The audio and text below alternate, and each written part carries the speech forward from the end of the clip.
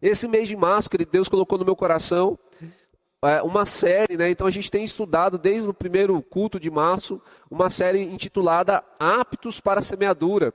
E o que eu tenho falado desde o início de março, sobre alguns problemas que a gente pode não resolver, que pode fazer com que a semeadura, aquilo que Deus tem colocado no nosso coração, não produza frutos adequados, né? Então, a gente falou sobre o primeiro impedimento, ouvir. Talvez você não esteja ouvindo adequadamente, não esteja aplicando corretamente o princípio bíblico de como você deve ouvir, né? Você pode conferir no primeiro culto da nossa igreja lá no YouTube, tem o áudio lá. Depois eu falei sobre a falta de entendimento, né? Precisamos receber essa palavra no espírito, no coração, e não apenas na razão, porque muitas vezes a palavra de Deus ela vai contra aquilo que é natural, aquilo que é racional, mas quando recebida no coração ela produz vida. No último domingo eu falei sobre a sugestão do maligno, né? Que o diabo, o nosso adversário, ele fica ali tentando, né, sabotar ou roubar a palavra de nós. Eu falei de algumas maneiras como ele age no nosso meio. E querendo ou não, ele vai semear algumas sementes ruins que podem produzir uma colheita ruim em nossas vidas. E hoje à noite, pode ir para o impedimento número 4, eu vou encerrar essa série. E o impedimento é pressão e atração. O impedimento 4, pressão e atração. E eu vou falar do terceiro e quarto solo, lá de Mateus capítulo 13. Agora eu quero que você abra lá, pode deixar o slide aí nesse título. E em Mateus capítulo 13, nós estamos estudando a parábola do semeador. Praticamente passamos 3 domingos falando apenas de um solo apenas, né? Mas eu creio que foi a direção de Deus. Mas aqui em Mateus, no capítulo 13, no verso 20, Jesus ele fala do segundo tipo de solo, que é aquela semente que foi semeada entre as pedras. Eu vou ler com você.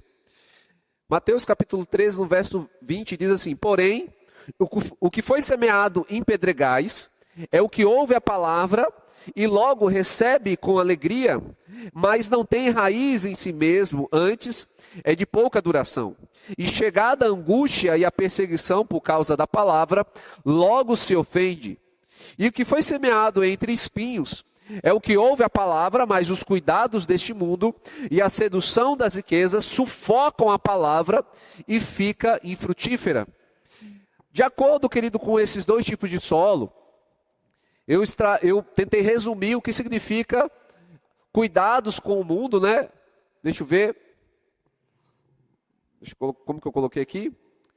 Perdão, a angústia e a perseguição, sendo a pressão, e os cuidados deste mundo, a sedução das riquezas, a atração, e eu vou te explicar conforme a gente for andando com a ministração. Pode passar o próximo slide. Então, querido, por que pressão? Porque aquele segundo tipo de solo, ele não tinha raiz em si mesmo, ele não era perseverante, a palavra estava apenas superficialmente no coração. E a pressão da angústia e da perseguição, que são os 2 exemplos que Jesus dão, a pressão faz com que essa pessoa ou essa palavra ceda e essa pessoa caia, deixe de acreditar naquilo que Deus está falando. Por isso, pressão.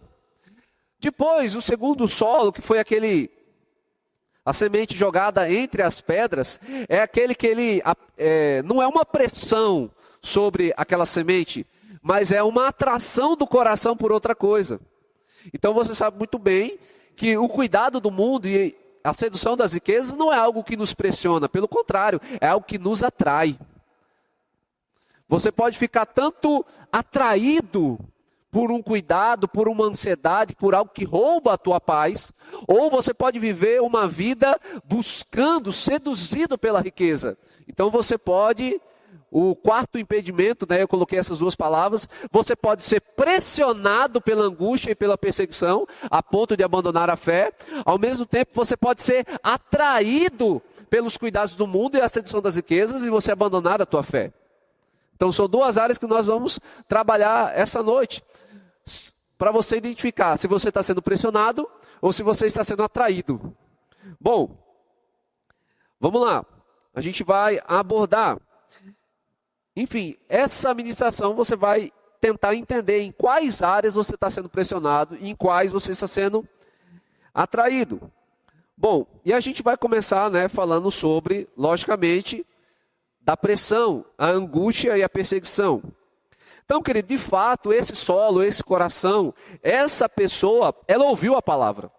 Ela entendeu a palavra, ela compreendeu a palavra. E ela caiu justamente no lugar onde ela tem que cair. No lugar onde ela vai frutificar, que é no coração, que é no espírito. A palavra foi direcionada para o coração, caiu no coração e ela cresceu. Eu quero definir essa palavra com você, que a palavra recebe. Essa palavra recebe é a palavra lambano no grego, que ela tem uma definição seguinte, que significa pegar. E tem outras palavras que definem o que essa palavra no grego quer dizer. Ela significa agarrar, ou agarrar alguma coisa a fim de usá-lo, ou levar sobre si, pegar algo para usar em seu próprio benefício. Pegar o que te pertence, tomar próprio, reivindicar. Confiscar, você já teve alguma coisa confiscada? Essa palavra, lambano, que é recebe, significa isso. Confiscar, reivindicar, capturar, receber o que foi dado. Então essa pessoa que recebe com alegria, ela ouviu a palavra do pregador, ouviu a palavra de Jesus Cristo, e ela lambando, ela recebeu, ela pegou como própria. Ela não apenas falou, nossa, que palavra bonita, que pregação bonita, como... Não é uma... Eu não estou reclamando aqui, mas muitas pessoas chegam para mim, pastor, que palavra abençoada. O senhor pode compartilhar comigo seu sermão? Como é o prazer, eu compartilho. Mas eu vejo que a pessoa apenas ficou encantada com o sermão, com o tema, ou com o meu jeito de pregar, assim como eu vejo que fazem com outros ministros e está tudo bem. Mas aquela pessoa, ela não lambando, ela não pegou para si. Quando você pega uma informação para si, você quer usar aquilo lá. Não. Rapaz, eu recebi isso como pessoal. Você já ouviu falar, quando aquela expressão, se a carapuça serviu? Alguém está dizendo alguma coisa, aí a pessoa fica chateada, ofendida. O que ela fez? Lambando. Ela pegou aquela informação para si. Ela tomou aquela palavra como uma ofensa. Aleluia. Ela tornou aquilo lá como pessoal. Amém? Aleluia. Então, essa pessoa aqui, ela pegou aquela palavra como pessoal. Não foi uma euforia, amigo. De fato, ela recebeu as verdades do Evangelho como vinda do próprio Deus, não de homens. Uma palavra que veio de encontro à necessidade dela. Você tem ouvido, querido, nessa igreja, palavras, promessas que vão de encontro à tua necessidade? Então agarre essa palavra, é minha, é pessoal, não é uma palavra para emocionar, não, essa palavra atende à minha necessidade. É provável que essa pessoa aqui, que Jesus está dizendo, estou parafraseando aqui, está pensando consigo mesmo, era isso que eu precisava. Aí está a solução dos meus problemas. Essas verdades, essas promessas são respostas às minhas orações. Eu quero isso, eu vou viver isso, amém. Pode ser até que dê uma rodopiada, aleluia. Mas o problema dessa pessoa que está aqui como o segundo tipo de solo, a característica do teu coração não é que ela teve problema em receber, ela teve problema em permanecer naquilo que recebeu. Aleluia. Sabe, por isso que Jesus usa a expressão não tendo raiz em si mesmo. Ou seja, essa palavra, essa promessa não encontrou espaço suficiente no coração da pessoa para se desenvolver. Ficou apenas na superficialidade. Aleluia. Quando, querido, nós como cristãos recebemos a palavra de Deus apenas na superficialidade, nós nos tornamos alvos fáceis das pressões, da angústia e da perseguição. E pressões, querido, que são comum, diga assim, comum. Ixi, como quem comeu feijão, meu irmão? Diga, comum. Aleluia. Pressões que são comuns a todos os crentes. E quando eu uso essa expressão comum, eu não estou aqui querendo, querido, minimizar os problemas, pressões, angústias e perseguições que eu e você estamos vivendo, para você ficar entristecido, angustiado ou condenado com aquilo que eu estou dizendo.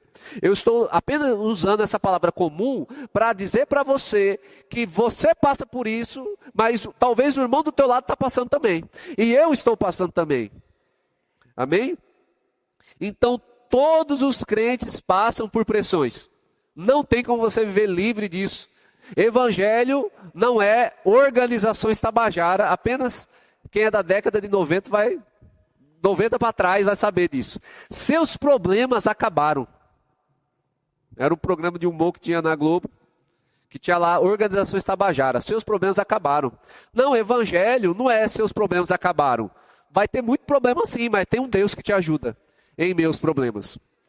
Aleluia. E eu quero mostrar para você, querido, que as pressões, angústias e perseguições são comuns a todos os crentes. Eu quero que abra lá em 1 Pedro, capítulo 5, verso 10. E eu vou lendo com vocês aqui no Data Show, para a gente ganhar um pouquinho de tempo. 1 Pedro, capítulo 5, verso 10. Não, perdão, verso 9. Resistir firme na fé, certo de que os sofrimentos iguais aos vossos estão se cumprindo na vossa irmandade espalhada pelo mundo.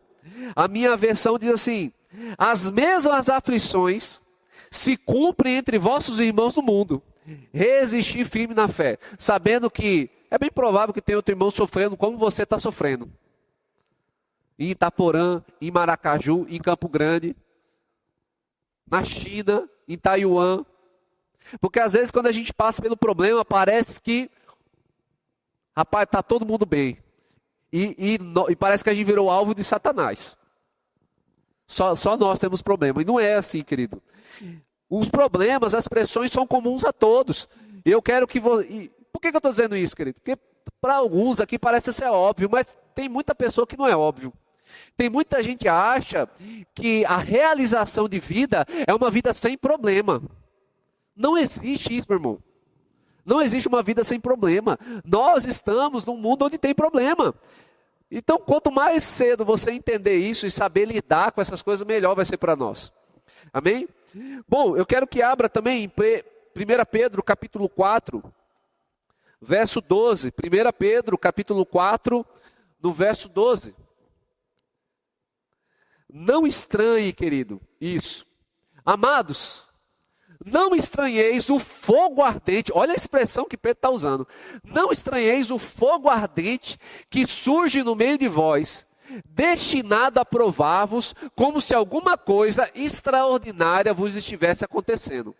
Essa versão aqui bem poética, a minha diz assim, olha: amado, não estranhei a ardente prova que vem sobre vós para vos tentar, como se coisa estranha vos acontecesse. Pedro está dizendo assim, talvez os irmãos estavam reclamando: Pedro do céu, está muito difícil, que eu estou com problema A, eu estou com problema B. É como se Pedro estivesse falando assim: gente, pelo amor de Deus, você não pode estranhar esse tipo de coisa na sua vida, isso aí é normal. Pedro não estava falando de problemas extraordinários, estava falando de problemas que acontecem com todo mundo, principalmente com crente. Eu não sei se você já teve a oportunidade de ouvir alguém reclamando de algo que é inerente ou típico da profissão de alguém. Você já ouviu isso? Para mim não tem coisa mais ridícula do que alguém reclamar de algo inerente à sua profissão ou do seu trabalho. Eu fui esses dias no mercado e uma pessoa reclamando para mim no caixa. Eu saí do culto, pronto, foi domingo passado, saí do culto, fui lá, estou passando no mercado, aí a pessoa no caixa virou para mim e falou assim: esses crentes, eu não sabia o que era crente, né? Esses crentes, chega 15 para as 10 no mercado. Meu Deus, não tem horário para chegar não? Eu fiquei quieto, olhando lá, e esse rapaz reclamando, não sei o quê. Fiquei quieto, não senti paz de falar nada, mas a vontade era dizer: meu amigo, se você não está contente, pede demissão. Procura outro emprego. Ou então, seja excelente para ser promovido, para você trabalhar em outro setor dentro da empresa. Porque eu não sabia que o mercado fechava 15 para as 10. Porque até 10 horas, se entrar, tem que atender. 10 horas e 1 segundo, aí tá errado. Eu falei, eu não sabia que fechava 15 para as 10. Ele está reclamando de algo que ele assinou a carteira, está errado. Assim como o marceneiro for trabalhar com Elias, não pode reclamar do pó de serra. Aí Elias, porque esse pó de serra vai-te embora. Você vai trabalhar na marcenaria, você não quer sair com o pé de pó de serra. Ou virou médico, não quer ver sangue. Ai, porque eu não gosto de ver sangue. Meu amigo, você está fora. Assim você também, crente, você está rindo, mas a faca vai entrar. Assim você também não pode viver reclamando e murmurando porque você tem problema. É inerente ao teu ofício ter problema. E como crente, as pessoas vão olhar para nós e vão ver, eu tenho problema. O Haroldo tem problema, mas tem uma diferença no Haroldo. Ele diz de um Deus, um tal Deus aí de Jesus, que resolve os problemas. As pessoas vão te procurar, você vai estar cheio de BO. As pessoas vão te procurar, me ajuda a resolver meu problema, Haroldo. E você, misericórdia, não estou conseguindo resolver o meu. E vem os outros dividir o problema comigo. É isso mesmo. Deus te chamou para isso. No meio dos seus problemas, você contar com Ele. E o povo vai te procurar para você ajudar. Aleluia. Bom, e assim também o crente, quando ele amadurece, ele começa a ter uma postura diferente quando ele encontra problema. Eu quero que você abra em Romanos capítulo 5. Romanos capítulo 5, no verso 3. Aleluia. Então você aceitou. Pronto, aceitei, Jesus. Aceitei que eu estou aqui mesmo para resolver problema. É isso mesmo. Você não está aqui para ser crente frouxo. Você está aqui para olhar para a cara do problema e resolver. Romanos capítulo 5, no verso 3, diz assim: e não somente isto, mas também nos gloriamos nas próprias tribulações. Você misericórdia, vou fazer até o sinal da cruz aqui, ó. Paulo está dizendo isso. Eu me glorio nas próprias tribulações. Espera aí, Paulo, pelo amor de Deus, para de ser doido. O homem ficou doido. Sabendo que a tribulação produz perseverança. Verso 4. E a perseverança, experiência. E a experiência, esperança. Verso 5. Ora, a esperança não confunde, porque o amor de Deus é derramado em nosso coração pelo Espírito Santo que nos foi outorgado. Agora que você entendeu que você não vai conseguir se livrar do problema, agora você tem uma postura diferente. Com o tempo, o crente maduro, querido, ele começa a passar pelas pressões crendo em Deus e não mais reclamando. Ele começa a ver as pressões como uma oportunidade de crescimento, de promoção e uma oportunidade para ver os milagres de Deus. Eu não sei quanto a você, querido, mas quando eu olho para as dificuldades, as lacunas que temos para resolver a visão e essa igreja, eu fico eufórico. Eu fico assim, agora eu quero ver o que esse Deus Todo-Poderoso, que criou os céus e a terra, abriu o mar vermelho, salvou inúmeras vezes Israel, vai fazer nessa igreja, vai fazer na tua vida, vai fazer nessa cidade. Eu vou sentar e vou contemplar o meu Deus Todo-Poderoso. Aleluia. Aí você fica, ai meu Deus, não tem solução. Agora eu quero ver. Agora eu quero ver o que esse Deus Todo-Poderoso vai fazer. Eu estou aqui, Senhor, só vendo. Geralmente, querido, todo pastor, ele começa com uma igreja pequenininha, um pouquinho de gente, e o desespero de todo pastor que começa é, precisamos de um lugar maior. Mas o meu problema, entre aspas, é diferente. Eu tenho uma igreja muito grande. E aí eu fico olhando, Senhor, eu estou na expectativa de ver a tua solução. Sobrenatural. O que Deus vai fazer? Eu não sei. O meu carro estragou 1º de janeiro. 1º de janeiro de 26, meu carro estragou. E eu estava de férias. Eu fiquei primeiro angustiado, meu querido. Fiquei chateado. Depois eu orei a Deus. Senhor, eu não sei o que o Senhor vai fazer. Mas o Senhor vai fazer alguma coisa.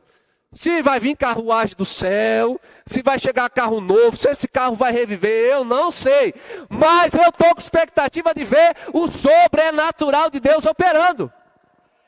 Uma coisa eu vou fazer, eu não vou parar. Eu não vou parar. Meu irmão, eu não tô andando a pé, viu?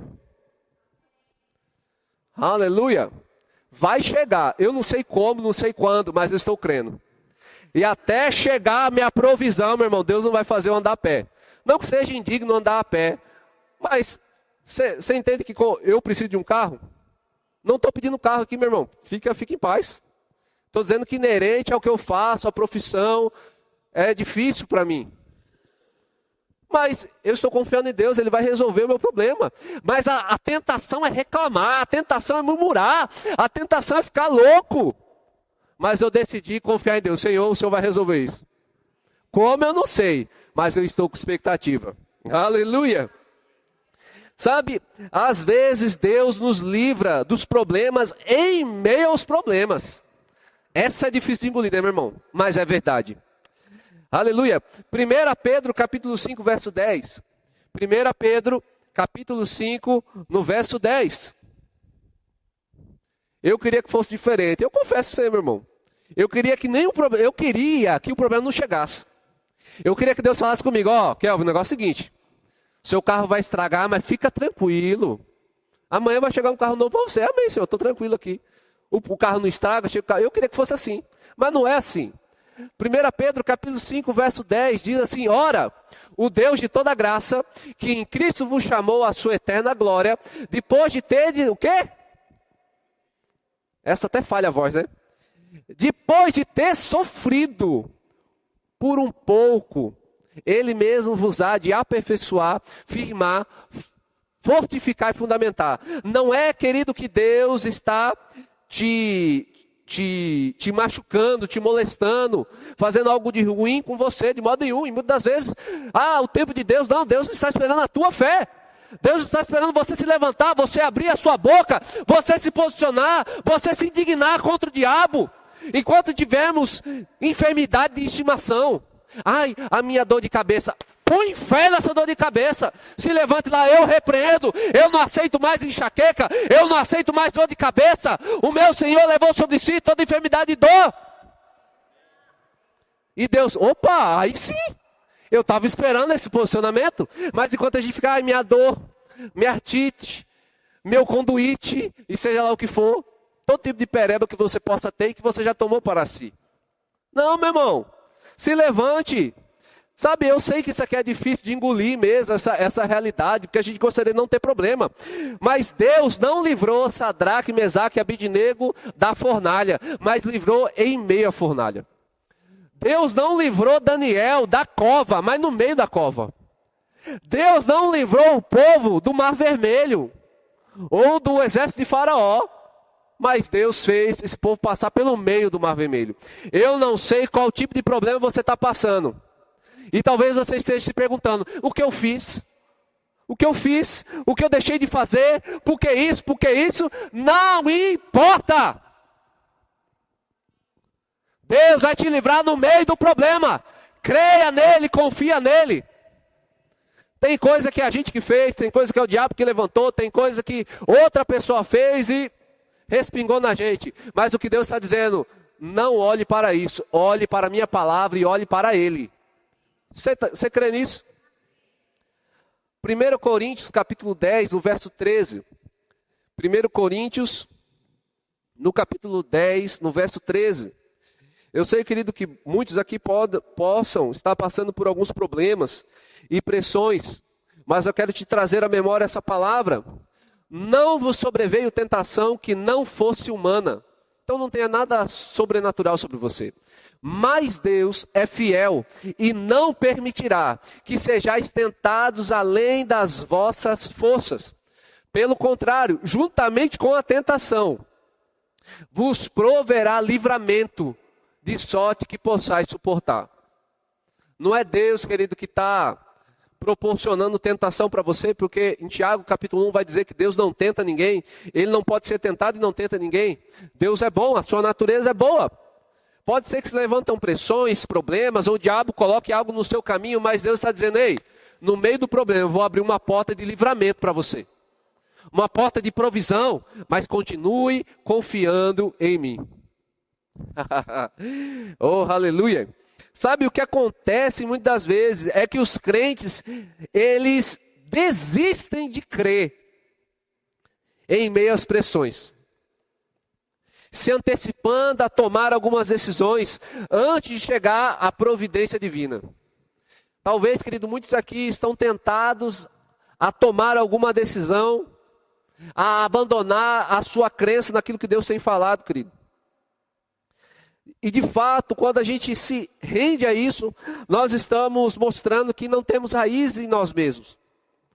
Precisamos resistir à pressão e confiar em Deus. Aleluia. E sabe, amado, o que torna o meu coração, diga-se o meu coração,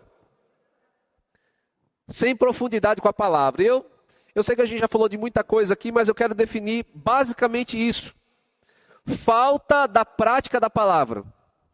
A falta da prática da palavra na vida do cristão faz com que ele seja imaturo.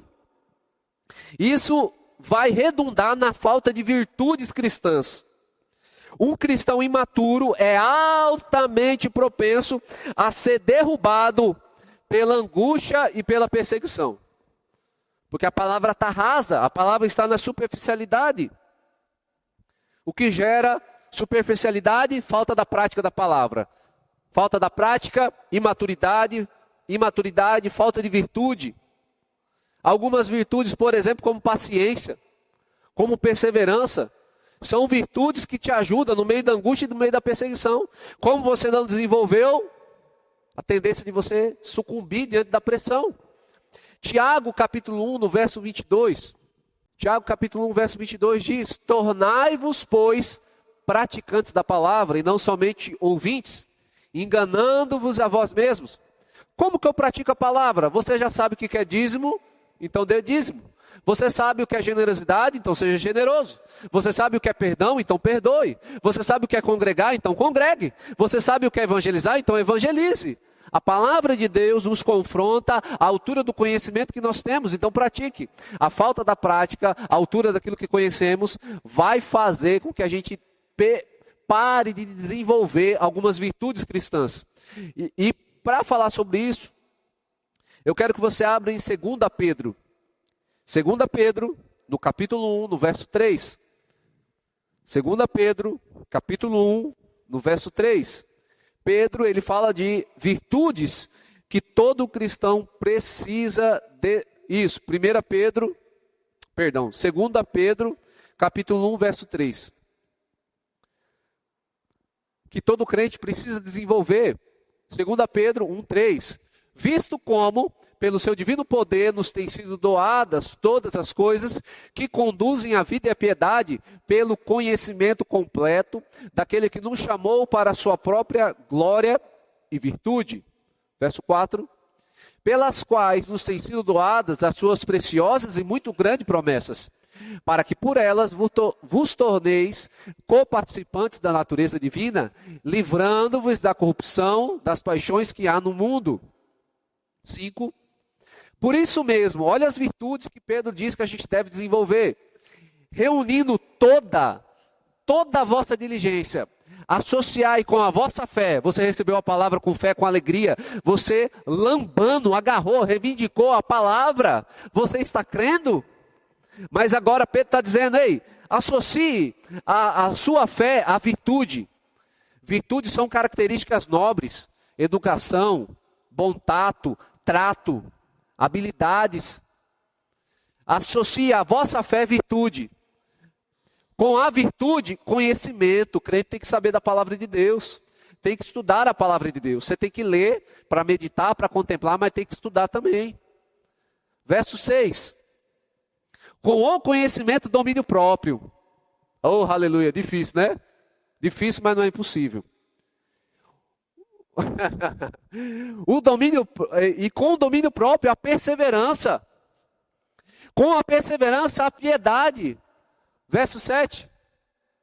Com a piedade, a fraternidade, que é o amor entre irmãos. Com a fraternidade, o amor, que é o amor perfeito. Verso 8. Porque estas coisas existindo em vós e em vós aumentando, fazem com que não sejais nem inativos, nem infrutuosos no pleno conhecimento do nosso Senhor Jesus Cristo. Nesse texto aqui, querido, Pedro, ele fala de 8 virtudes que você precisa desenvolver. Em meio a pressões e situações da nossa vida, querido, nós precisamos ter desenvolvido, por exemplo, domínio próprio. Ou perseverança. Para que no meio da pressão, você não abandone a palavra e fale, não, eu vou fazer do meu jeito. Porque você desenvolveu, aleluia. Se tem coisa feia, meu irmão, é homem adulto com comportamento de menino. Você já viu isso? Eu já vi isso, meu irmão. Um cara de 30 anos, noivo, e conversando com ele, parece que tem 15 anos. Fala, meu Deus, está faltando virtude de homem nesse cara. Essa mulher vai sofrer. Porque ela está buscando nesse noivo dela homem, mas está casando com um menino. Está faltando uma virtude de homem. Às vezes, pressões que vêm sobre nós, está faltando virtude para a gente, eu vou ficar firme. Não, eu vou ficar aqui. Eu não vou sair de cima da palavra, eu vou ficar firme na palavra. Aleluia. Glória a Deus. Sabe, quanto mais maduro eu sou, mais capaz de cumprir a palavra de Deus eu me torno. Quanto mais imaturo eu sou, menos capaz eu sou de cumprir com a palavra. Isso me torna vulnerável, a ponto de que no meio da angústia ou da pressão, eu vá abandonar a minha fé em Deus. Quanto mais maduro, mais forte e firme você fica diante das pressões. Eu quero definir com você a palavra angústia, né? E a palavra perseguição, que está nesse texto de Mateus capítulo 13, né, verso 20. Angústia é a palavra tilipsis, que significa ato de prensar. Imprensar, pressão, é uma metáfora para opressão, aflição, tribulação, angústia, dilema. Talvez alguma área na tua vida você está passando por isso. Aflição, angústia, tristeza. A palavra perseguição, ela não tem uma definição tão ampla assim, é a palavra diogmos, né? Que significa quando alguém está sofrendo diogmos, ela está sendo impelida a correr, está sendo incomodada, molestada, está sofrendo hostilidade. Uma definição do dicionário é assim, ó: ação ou comportamento da pessoa que age na intenção de perseguir, prejudicar ou coibir algo ou alguém. Bom, se te serve de consolo, eu quero só ler para você, não precisa abrir. Mateus capítulo 5, no verso 10, diz o seguinte: bem-aventurados os que sofrem perseguição por causa da justiça, porque deles é o reino dos céus. Bem-aventurados sois vós, quando vos injuriarem, falar mal de você, e perseguirem, e mentindo, disserem todo mal contra vocês por minha causa. Exultai e alegrai-vos, porque é grande o vosso galardão nos céus, porque assim perseguiram os profetas que foram antes de vós. Meu amado, se perseguiram Jesus, não acho que não vão perseguir a nós. Aleluia. As pessoas cegas e influenciadas por Satanás, querido, elas odeiam o nome de Jesus, o espírito que carregamos e o poder inerente a esse nome. Aleluia. Eu quero te dar alguns exemplos de angústia que talvez alguns possam estar sofrendo aqui, mas eu creio que em meio à palavra você está trazendo, o Espírito Santo está trazendo à memória, talvez alguma área que você esteja pressionado. E talvez você esteja sendo tentado a abandonar a promessa de Deus. Por exemplo, você já ficou pressionado demais por causa de solidão? Pela falta de amigos? Pela falta de família? Eu lembro, querido, quando eu me converti, só tinha eu de jovem no culto de oração em Aquidauana. Meus amigos eram do mundo, eu já não tinha muita associação com eles. E a tentação de, meu Deus, eu estou aqui, nasci de novo, não tenho um amigo crente. Sozinho, durante muito tempo, na igreja. Sem uma amizade para andar junto comigo. Pressionado, angustiado por causa daquilo lá. Você já ficou triste, ou conhece alguém, por ter que esperar um cônjuge cristão, enquanto outras pessoas já estavam se casando? Eu digo isso aqui por experiência, meu irmão. A minha esposa passou anos solteira, crendo em Deus, que Deus ia trazer um homem de Deus para ela. E recebendo vários currículos lá. Pressão. Quando eu conheci a Tina, fui na casa dela, era motivo de piada. Nossa, tá 26 anos, não conhece ninguém, vai ficar para titia. Ninguém quer, você fica aí procurando homem de Deus, pega qualquer coisa aí mesmo. Trabalhador. É ímpio, mas é trabalhador. Pressionada por causa disso. Quantas pessoas não chegaram apresentando alguns homens de Deus para minha esposa? Na época não era minha esposa, né? Nem crente eu era. Mas enfim. Você já se aborreceu enquanto você trabalhava honestamente, enquanto outros que tomavam atalhos, faziam o que era errado, estavam aparentemente enriquecendo? Você já passou por isso? Eu passei por isso, meu irmão. Angustiado, fazendo o que era certo, trabalhando, e gente dando jeitinho, fazendo o que era errado. Pessoas fraudando em licitações, prosperando, e você lá, rapaz, do que adianta trabalhar, ser honesto, crer em Deus? Se a licitação, a porta, como chama? O edital não contempla a minha causa. Angústia de você não prosperar, não enriquecer. Você já se irritou por ver um justo sendo condenado e o corrupto está solto sem nenhuma penalidade? Não preciso falar mais nada sobre isso aqui, né? Você não fica irritado de ver justos sendo condenados? Pessoas com penas, crimes mínimos, passando anos na prisão, enquanto pessoas que fizeram atrocidades estão à solta porque subornaram.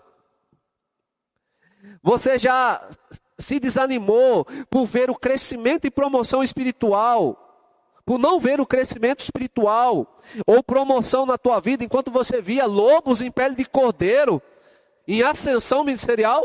Eu fico indignado, meu irmão. Eu lembro até hoje, eu crente, estudando no Rema, e pessoas da juventude dizendo assim, eu lembro até hoje. Isso em Aquidauana, um cara chegou e falou assim, não rapaz, agora o que está na moda é tocar eletro. Então é o seguinte, se você quer fazer sucesso, você pega uma música gospel, bota uma batida meio eletrônica nela, é o que faz sucesso. Eu pensei para ele, meu Deus, que absurdo. É um negócio, é um business. Não tem oração, não tem consagração, não tem vida com Deus. Você via a vida dos bastidores da pessoa podre. Mas chegava o final de semana, estava tocando, pregando. E eu pensando, meu Deus, eu estou aqui me consagrando, estou nos bastidores, estou trabalhando que nem um louco. Ninguém olha para mim, não recebo nenhuma oportunidade. E esse cara, recebendo a oportunidade, tudo errado. Não angustia você? Eu não sei, talvez qual área você esteja angustiado, na tua casa, na tua família. Eu sempre leio o Salmo 37 quando eu fico angustiado. Oh, aleluia. Quando eu fico angustiado com as coisas injustas desse mundo, eu leio Salmo 37. Não te indigne por causa dos malfeitores, nem tenha inveja dos que praticam iniquidade. Porque cedo serão ceifados como a erva e murcharão como a verdura. Confia no Senhor e faz o bem, habitará na terra e verdadeiramente será alimentado. Deleita-te também no Senhor e Ele te concederá o desejo do teu coração. Entrega o teu caminho ao Senhor, confia nele e Ele tudo fará. E Ele fará sobressair a tua justiça como a luz e o teu juízo como o meio-dia. Descansa no Senhor e espera nele. Uau! Eu vou esperar em Ti, Senhor. Eu estou angustiado. Eu estou a ponto de abandonar, mas eu decido esperar em Ti.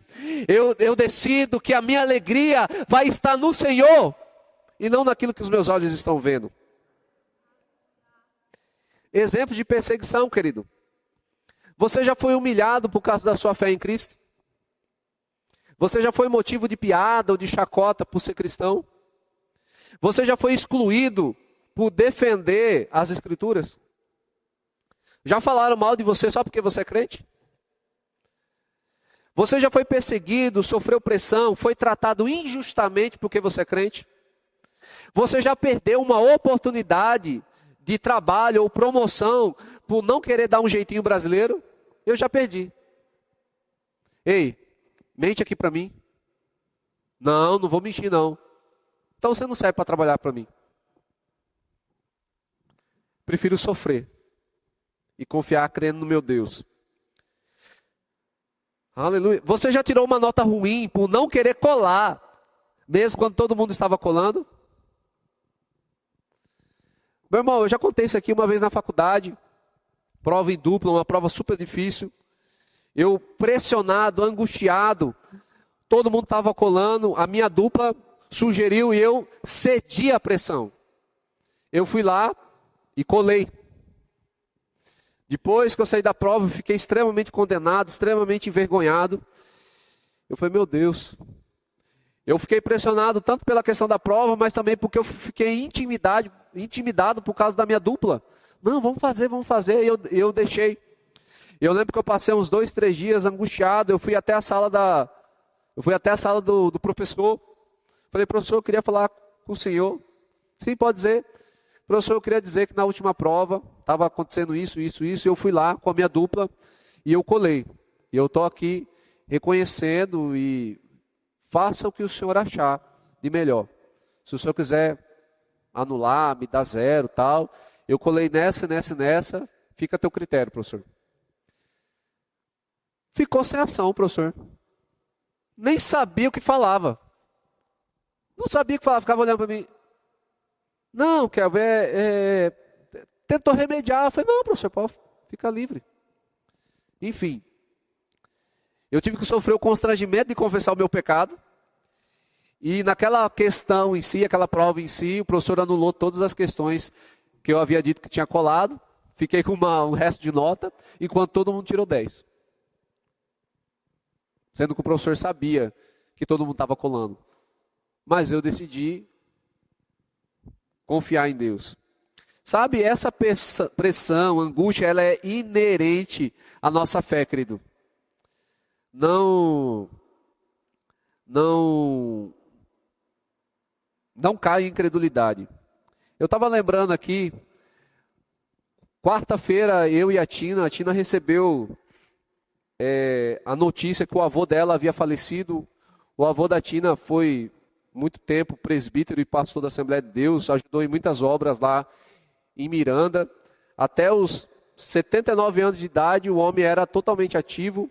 Depois ele desenvolveu algumas comorbidades, algumas doenças e tal. Passou uns 2 anos sofrendo, acamado e quase chegando, já desenvolveu o Alzheimer muito sério, estava praticamente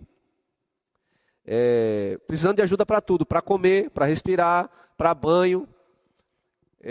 Recebemos essa notícia e isso me fez lembrar a minha mãe mesmo, com meu avô. Ela passou cerca de, acho que uns 5, 6 anos, cuidando do meu avô. E sabe, em meio àquela aflição, àquela angústia, porque o que você vai fazer, meu amigo? Não tem o que você fazer. Honra o teu pai e tua mãe. É o primeiro mandamento com promessa. Eu lembro que muitas das vezes a minha mãe, ela me ligava, falava para mim que não estava aguentando mais. Mas não tinha o que eu fazer. Entende que eu não tinha o que fazer? Não tinha como eu voltar. Eu não podia ajudar financeiramente. E minha mãe passava muito tempo sofrendo. E eu lembrei da minha sogra, com os outros irmãos. E a minha mãe, era só minha mãe e meu tio. A minha mãe financeiramente estourada por causa de medicamento, tratamento e faz exame. E se você já teve a oportunidade de ver uma pessoa que sofre de Alzheimer, você sabe que a pessoa se torna, muitas vezes, agressiva, estúpida. Eu fui ajudar meu avô, não estou aqui depreciando, eu sei que isso é causa da enfermidade. Ele ofendendo, me xingando. E você lá, poxa, estou tentando ajudar e eu estou sendo ofendido, aquilo te gera uma ira. E sabe, essa pressão vai te esvaziando, vai te esgotando. E eu conversando com a minha sogra, ela esgotada. Se você não sabe também, A minha cunhada, ela desenvolveu chikungunya, depois ela teve uma bactéria no estômago dela, depois desenvolveu lúpus, quase que a minha cunhada morre. Paralelo com o pai da minha sogra. E eu vi muitas vezes a minha sogra esgotada, pressionada, angustiada. Não tem o que fazer. Sabe, eu não sei. No meio do louvor, o Senhor me trouxe essa nota. Tem alguém aqui que está passando por esse tipo de pressão? Está sendo pressionado, angustiado por uma causa, acredito que é difícil. Exemplo mesmo de idosos. Talvez você não esteja cuidando diretamente do teu pai, da tua mãe ou de algum parente muito enfermo. Mas isso te aflige. Tem alguém aqui? Tem alguém aqui que está angustiado, pressionado por inúmeras demandas? Eu sei no meu coração. Gustavo, vem aqui, eu quero orar por você. Eu creio que tem uma unção específica que vai trazer refrigério. Aleluia. Não fique condenado, querido. Pressionado, angustiado por situações e demandas que têm esgotado você espiritualmente, têm esgotado você emocionalmente. Aleluia. Eu creio num óleo descendo hoje, querido. Aleluia. Eu sei, querido, talvez durante algum tempo vai continuar essa pressão, vai continuar essa angústia, mas o Senhor vai trazer um óleo, um refrigério sobre a tua vida. Aleluia, um óleo, um refrigério. Oh, obrigado, Pai. Obrigado, Senhor, por o Senhor trouxe essa oração no meu coração. E esses irmãos estão aqui, Senhor, reconhecendo que estão sendo pressionados, angustiados em algumas áreas. Eu não sei quais são, Senhor. Mas talvez isso esteja esvaziando eles espiritualmente, emocionalmente, Senhor. Mas eu creio num óleo novo sobre eles, Senhor. Unge a minha cabeça com óleo e o meu cálice transborda. Faz a minha força como de um boi selvagem. Oh, óleo novo, trazendo renovo, para correr velozmente, para não ceder à pressão, para não ceder à angústia. Oh, avivado em nome do Senhor Jesus. Óleo novo, avivada, para correr velozmente. Óleo novo de alegria. Oh, refrigério do alto. Oh, refrigério do alto, para se alegrar, para celebrar. Oh, aleluia. Oh, aleluia. A minha boca se encheu de riso e eu fiquei como quem sonha. Oh, aleluia. Aleluia, alegria em meio às pressões, se alegrando no Senhor, dando risada pela fé, em meio às lágrimas eu vejo, em meio às pressões, em meio às lágrimas escorrendo, se alegrando, decidindo se alegrar. Eu não vou chorar não, eu vou me alegrar diante do meu Senhor, eu vou me alegrar diante da promessa, eu vou me alegrar diante da promessa, eu vou me alegrar diante da palavra. O meu Deus é bom. Oh, refrigério do alto, aleluia, oh, aleluia. Cheio. Oh, aleluia, óleo novo. Aleluia, óleo novo. Receba óleo novo, trazendo refrigério. Oh, conforto do alto. Em nome do Senhor Jesus, refrigério do alto. Conforto do alto, refrigério. Oh, aleluia, em nome do Senhor Jesus. Refrigério em nome do Senhor Jesus. Amém, queridos, pode sentar. Oh, aleluia. Aleluia. Oh, aleluia. Eu tenho coisa para falar, mas eu ainda tenho algumas notas. Eu queria que o Jair e a Paula viessem aqui. Eu tenho uma impressão no meu coração de oração por vocês. Também em relação à angústia, à pressão. Eu não sei quais áreas. Talvez vocês estejam pressionados, angustiados. Mas por esses dias, meu irmão, tenho orado por vocês, Jair. E o Senhor tem me lembrado, sabe, da sua casa, da sua esposa, das suas filhas, em momentos de decisão profissional, faculdade. São 4 mulheres que você cuida. Aleluia, eu tenho duas crianças pequenas, tenho a esposa, eu sei o quanto isso pressiona. O Senhor tem trazido no meu coração essa pressão, por causa que você é o cabeça, você é o líder. Essa pressão talvez angustiando teu coração. Eu olho para a tua vida, meu irmão, e eu admiro mesmo a tua dedicação, que a Paula muitas das vezes diz, não para exaltar, mas diz mesmo do teu cuidado em relação à tua casa, às tuas irmãs, a tua casa em si, a sua parentela. E eu sei que às vezes isso pode esvaziar, esgotar. Até aquele dia, era sua tia que veio, aleluia, sabe? Não canse de fazer o bem, que no seu tempo há de colher todo esse esforço. Mas eu creio que hoje o Senhor quer derramar um óleo novo, um refrigério sobre a tua vida, Jair, meu irmão.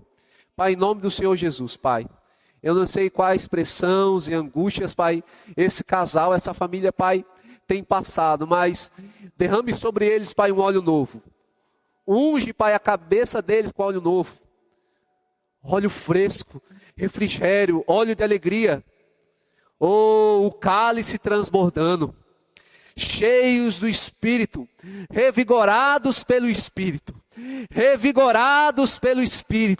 queimando pelas coisas do Senhor, não na força do seu braço, mas pelo Espírito, não na força do braço, mas pelo Espírito do Senhor. Oh, aleluia! Assim como Caleb, com 85 anos, ele ainda era forte o suficiente para subir, para conquistar. Eu declaro sobre a vida dele, Senhor, um refrigério, uma força, Senhor, a nível emocional, uma força a nível espiritual, uma força, Senhor, a nível físico também, Senhor. Saúde divina sobre eles, para que se cumpra sobre a vida deles, Senhor, o teu propósito, o teu chamado. Eu declaro, Pai, que essa família não há de ser consumida pelo diabo, Senhor. Essa família do Senhor, reivindicamos eles dando fruto. Oh, caia por terra toda a pressão, caia por terra toda a seta do inimigo. Declaramos eles frutificando no Senhor, crescendo no Senhor. Oh, aleluia, sendo como uma explosão de luz, uma explosão de saúde em meio às trevas. Nada vai paralisá-los. Obrigado, Pai, porque eu vejo que eles foram plantados em locais específicos e estratégicos para o cumprimento, Pai, do teu plano, do teu propósito. Oh, Senhor, sobre eles agora, a visão aumentando. Assim, Pai, como o profeta orou pelo teu servo, para que ele visse quem estava com eles, para que a visão amplie sobre o coração deles. Agora, Pai, em nome do Senhor Jesus, assim como o Senhor tem me mostrado, Pai, aquilo que o Senhor deseja fazer nessa igreja, nessa cidade, e através dessas pessoas, eu compartilho com eles agora. Oh, aleluia, não vai ver mais naturalmente, vai ver além, vai ver além. Aleluia, aleluia, obrigado, Pai. Compartilhando em nome do Senhor Jesus. Amém, amém. Aleluia, glória a Deus. Amém, queridos. Aleluia, diga assim, Deus é bom. Sabe, querido, de perseguição, eu lembro que eu recebi algumas coisas na minha casa. Eu lembro que eu ouvi de pessoas da minha família dizendo assim: eu orei para você se aproximar de Deus, mas não para que você fosse crente. Sabe o quanto isso fere a nossa alma? E eu recebi isso, eu ouvi isso. Bom, sabe, querido,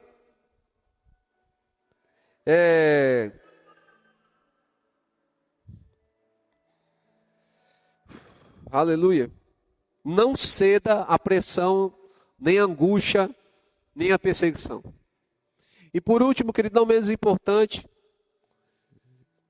atraídos aos cuidados do mundo e à sedução das riquezas. Eu já falei isso num culto aqui, então, não menos importante, o que são os cuidados com o mundo, querido? Sabe, se as coisas do cotidiano se tornam a principal busca em nossas vidas, Então a paz, a nossa paz reside nessas coisas e não em Jesus. Quando as coisas do nosso cotidiano, os cuidados do mundo não estão do jeito que nós queremos, então a gente não tem paz. Se o nosso emprego não está do jeito que a gente quer, então eu não tenho paz. Se a igreja não está do jeito que eu quero, eu não estou em paz. Se o meu salário não está do jeito que eu estou, não estou em paz. A nossa paz tem que estar em Jesus, independente daquilo que estamos vendo ou sentindo. Ou também nós podemos viver seduzidos. O nosso prazer, alegria e segurança não estão em Deus, estão no dinheiro. Seduzidos pela riqueza. Então o dinheiro deixou de ser um servo e se tornou o nosso Deus. Se tornou o nosso Senhor. Sabe, tanto o cuidado quanto a sedução, eles nos deixam apáticos e infrutíferos no reino de Deus. Sabe? Aleluia. Jesus diz em Mateus 6, 19, 21. Não ajunteis tesouros na terra, onde a traça e a ferrugem tudo consome, e onde os ladrões minam e roubam, mas ajuntai tesouros no céu, onde nem a traça nem a ferrugem consome, e onde os ladrões não minam nem roubam, porque onde estiver o vosso tesouro, ali também estará o vosso coração. Jesus não estava dizendo para você não prosperar, para você não ter bens, de modo nenhum. Ele está dizendo que isso não seja o objetivo principal da tua vida, mas que isso seja um meio pelo qual o teu emprego, um meio pelo qual pessoas serão alcançadas de onde você trabalha. A tua prosperidade, que seja um meio pelo qual pessoas serão alimentadas, serão vestidas, terão as contas pagas. Aleluia! Oh, aleluia! Sabe, querido, se nós temos vivido extremamente preocupados, angustiados com as coisas do mundo, ou seduzido em busca de dinheiro, dinheiro, cada coisa no seu lugar. Você tem que cuidar do seu trabalho, da tua casa, do teu jardim, mas não deve se preocupar, a ponto de minar a tua fé em Cristo. Assim também como a riqueza, o dinheiro. Você deve trabalhar, estudar, fazer concurso, está tudo bem, mas que isso não seja o objetivo principal da tua vida, porque se for, essa palavra, querida, ela vai ser sufocada. Eu quero que volta lá para o slide, Bruno, fazendo um favor. Oh, aleluia. Falamos sobre esse impedimento, pressão e atração. Qual área você está angustiado ou sendo perseguido? Ou qual área, querido, os cuidados do mundo tem abafado o crescimento da palavra? Sedução das riquezas tem abafado o crescimento da palavra? Pode passar o próximo slide. A solução é bem prática, querido. Primeiro, pratique a palavra. Aquilo que você sabe, comece a agir à altura daquilo que você sabe. Isso vai gerar, querido, maturidade. Vai gerar virtude. As 8 virtudes que lemos lá em 2 Pedro 1, 3. E por último, e não menos importante, conheça o seu Deus. Tem muita gente, querido, que conhece Deus apenas a Bíblia, mas não da experiência de comunhão. Você entende, querido, que quando você entra no teu quarto, você ora, Deus está ali? Ele tem que falar com você? Por esses dias, querido, eu fiz uma anotação no meu bloco de notas. Eu vim na igreja orar e eu comecei a orar. E o Senhor me inclinou a pegar o violão, eu comecei a tocar o violão e comecei a salmodiar, a bendizer ao Senhor. E eu estava aqui no templo e cantando. Quem me conhece, principalmente minha esposa, sabe que eu não canto baixo. E eu estava aqui nesse salão e eu estava berrando, bendizendo ao Senhor. E enquanto eu estava berrando, bendizendo ao Senhor, começou a vir uns pensamentos: meu Deus, e se chega alguém e me vê desse jeito? Eu não sou um cara muito emotivo, mas eu estava lá bendizendo ao Senhor, orando ao Senhor. Eu estava em prantos.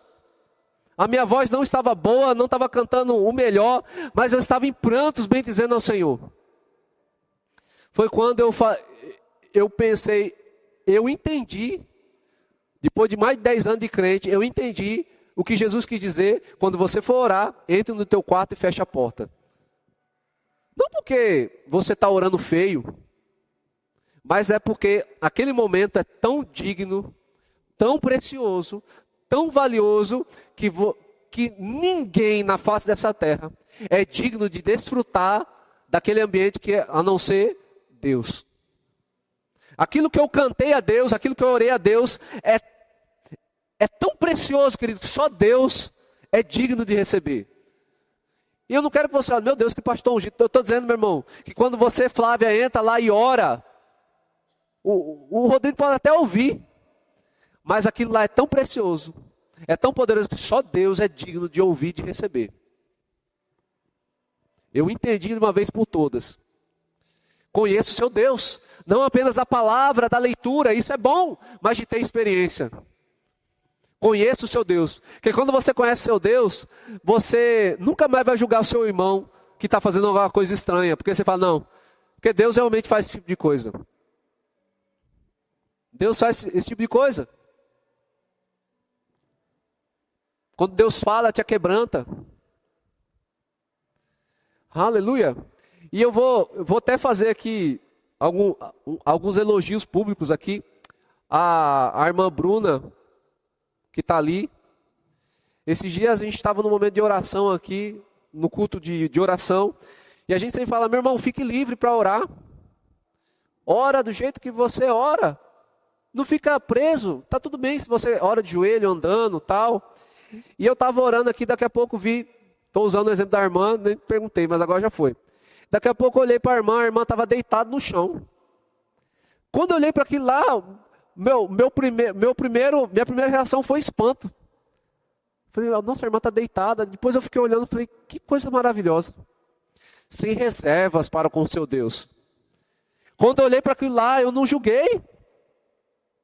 Eu achei aquilo belo, eu falei assim, porque eu conheço o meu Deus, e quantas vezes o meu Deus me fez cair em prantos no meu tempo de oração, quantas vezes eu caí de joelhos, querido, para orar a Deus, quantas vezes eu deitei no chão, eu falei, não, é Deus que guiou ela, é Deus que guiou fulano de tal, pular, dançar. Teve uma vigília aqui, ano passado, retrasado. Eu não vou usar o nome da pessoa, mas a gente estava orando, estava um ambiente tão maravilhoso, tão poderoso. Daqui a pouco eu olhei para uma irmã, aí tinha uma irmã dançando. A irmã estava dançando, eu olhei para aquilo lá também, a minha primeira reação. Mas na hora que eu fui querer pensar alguma coisa, o Senhor falou para mim, ei, ela está me adorando. Oh, aleluia, conhece seu Deus. Oh, aleluia. Conheça o seu Deus. Conhecendo o seu Deus, no tempo da pressão, no tempo da angústia, no tempo da perseguição, a pressão, a angústia, a perseguição vai ficar pequenininha. A sedução da riqueza e os problemas do dia a dia vão ficar pequenininho. Não, eu confio no meu Deus. E o seu Deus vai ficar tão grandioso que a pressão e a atração do mundo vão sucumbir e você vai permanecer em cima daquilo que Deus falou para você. Pode passar o slide? Eu quero terminar essa série fazendo essa pergunta para a igreja. O que Deus está pedindo para você plantar? É o tempo de você entrar dentro do teu quarto, você orar e perguntar, Deus, o que o Senhor quer que eu plante? Não estou dizendo apenas de presente para alguém. O que Deus está querendo que você faça? Deus pediu para eu ser um pai melhor. Então começa a semear. Como? Estudando o que é ser um bom pai. Lendo, vendo exemplos. Não, Deus está me chamando para ser um empresário melhor. Então estude, se prepare, semeie em você. Não, Deus está me chamando para ser um ministro do Evangelho. Então se prepare, invista em você. Eu sei o que Deus pediu. E eu sei que esse ano, na minha vida, esse tempo da minha vida é um tempo onde eu tenho plantado. É um tempo que eu sei, querido, que ninguém vai ver aquilo que eu tenho colocado no solo. Mas eu tenho investido em áreas na minha vida onde Deus pediu, falou, eu quero que você plante nessa área. Amém, Senhor. E eu quero dizer algo para você, eu quero ser um pastor melhor. E eu tenho orado, eu tenho meditado, eu tenho lido. Porque eu tenho orado ao Senhor, Senhor, eu quero ser um pastor melhor. Eu tenho plantado isso na minha vida. Pode passar. Torne o seu coração apto para a semeadura. Você já aprendeu os impeditivos. E agora você vai buscar em Deus o que Ele está pedindo para você plantar. E depois, você aprendeu, comece a plantar. Aleluia. Oh, aleluia, fique de pé. Quero orar com você. Oh, aleluia, glória a Deus. Senhor, muito obrigado, Senhor, por essa noite. Obrigado, Pai, pela Tua palavra, pelo Teu poder, pela Tua graça. Conforme aquilo que o Senhor tem colocado no meu coração, Senhor, eu ministrei essa igreja.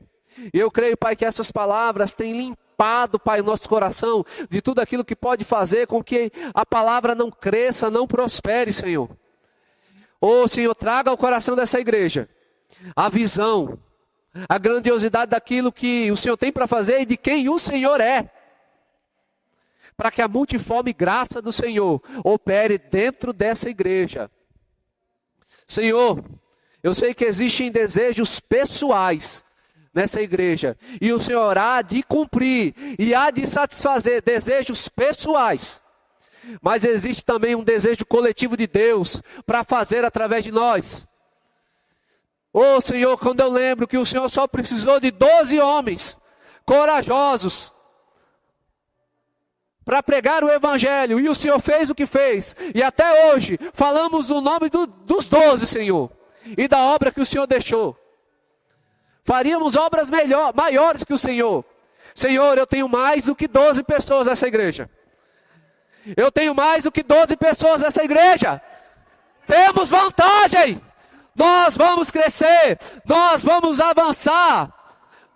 Todo impeditivo de crescimento, eu repreendo agora em nome de Jesus. Barreiras caindo em nome de Jesus. Toda trava caindo em nome de Jesus. Eu declaro a aceleração. Eu declaro o crescimento. Eu declaro o rompimento. Eu declaro o óleo do Espírito descendo sobre essa casa. Nada vai nos parar. Oh, nada vai nos parar. Nada vai nos parar. Oh, aleluia. Deus é bom. Obrigado, Pai. Seja feita a Tua vontade sobre nós. Em nome de Jesus. Aleluia. Você crê assim? Amém.